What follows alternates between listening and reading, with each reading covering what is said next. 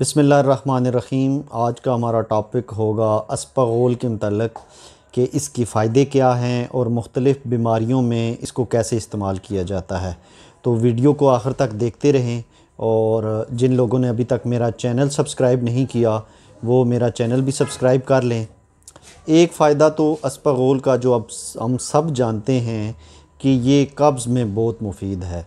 जिन लोगों को कॉन्स्टिपेशन का इशू है वो आप कोशिश करें कि अस्पगोल को रेगुलर यूज़ करें और अस्पगोल कॉन्स्टिपेशन को दूर करने में बहुत ज़्यादा मददगार साबित होता है।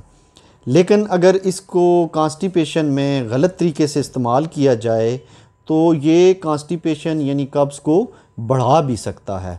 बेसिकली अगर पानी का इस्तेमाल आप अस्पगोल के साथ ज़्यादा नहीं करेंगे तो ये कब्ज़ पैदा करेगा।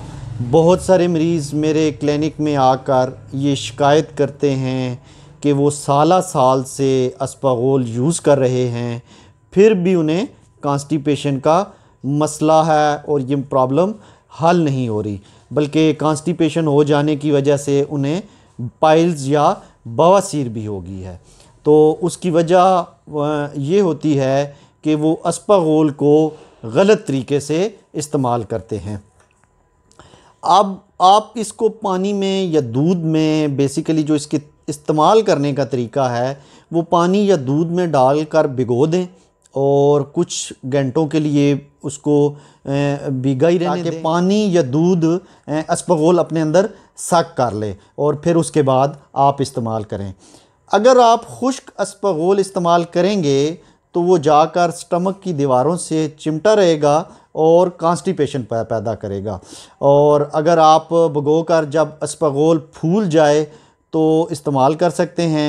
या बाज़ औक़ात ऐसे होता है कि कुछ लोग अस्पगोल को भिगोई हुई फार्म में यूज़ करना लाइक नहीं करते या बच्चे उसे खाना पसंद नहीं करते।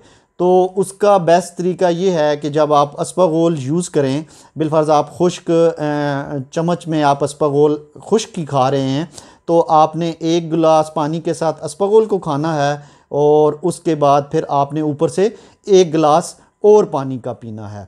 अगर आपको डायरिया है या आपको दस्त हैं तो फिर आप एक चम्मच अस्पगोल एक कप दही के अंदर डालकर इस्तेमाल करें। इससे आपके दस्त भी ख़त्म हो जाएंगे और जो आपके जिस्म में डिहाइड्रेशन या पानी की कमी हुई है वो भी पूरी हो जाएगी। और इसके साथ साथ 40 साल से ज़्यादा उम्र के जो अफराद हैं वो इसका इस्तेमाल वैसे भी करें। इसका इस्तेमाल करने से बेसिकली इसके अंदर जो फ़ाइबर मौजूद होता है वो दिल के अमराज से बचाता है। और अगर किसी का ब्लड प्रेशर बढ़ा हुआ है तो वो 2 चम्मच अस्पगोल रोज़ाना इस्तेमाल करे ताकि इसका ब्लड प्रेशर कम हो जाए। और इसके साथ साथ दिल के अमराज वाले लोग भी बाकायदगी से अस्पगोल इस्तेमाल कर सकते हैं।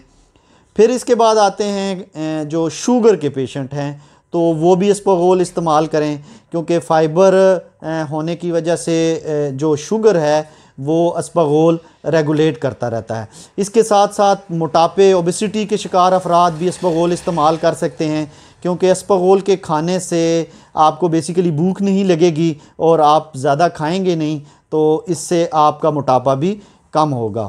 फिर मैदे के अमराज और तज़ाबियत के मरीज़ भी अस्पगोल इस्तेमाल करें। इससे ना सिर्फ उनके एसिडिटी में बेहतरी आएगी बल्कि स्टमक भी बेहतर रहेगा। दुआओं में याद रखिएगा। अल्लाह ताला आपका हामी और नासिर हो।